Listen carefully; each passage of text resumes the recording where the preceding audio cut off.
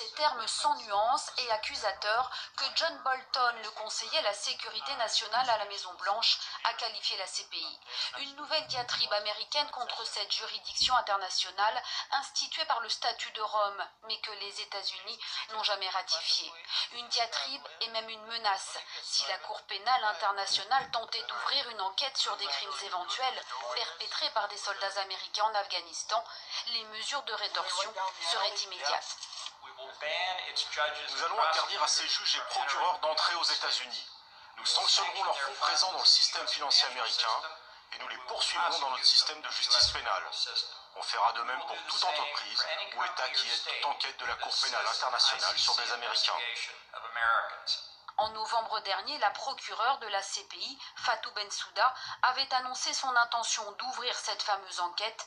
Aujourd'hui, la Cour répond aux Américains qu'elle reste attachée à son indépendance. Mais les États-Unis vont plus loin et font front avec leur allié israélien. Ils s'opposent à toute tentative palestinienne d'avoir recours à la CPI face à Israël.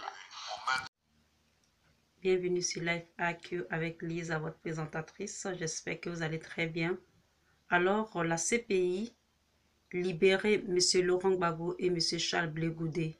Car cette CPI, il y a les uns et les autres. Ici, nous voyons que le président Trump et toutes les autorités américaines ont qualifié de la CPI d'une organisation qui n'est pas du tout crédible. Et donc, la CPI, vous voyez que votre crédibilité est vraiment au plus bas niveau. Donc, libérer M. Laurent Gbagbo et M. Charles Blé Goudé.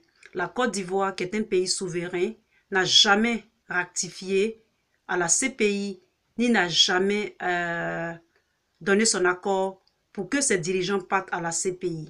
Et donc, M. Laurent Gbagbo et M. Charles Blé Goudé, retenus à la CPI, cette décision et cette présence à la CPI est nulle et sans avenue. Et donc, libérer ces deux personnes-là et laissez-les venir dans le pays, dans leur nation. Pour que ces deux personnes-là aillent à la CPI, il y a deux conditions qui permettent que ces deux-là aillent à la CPI.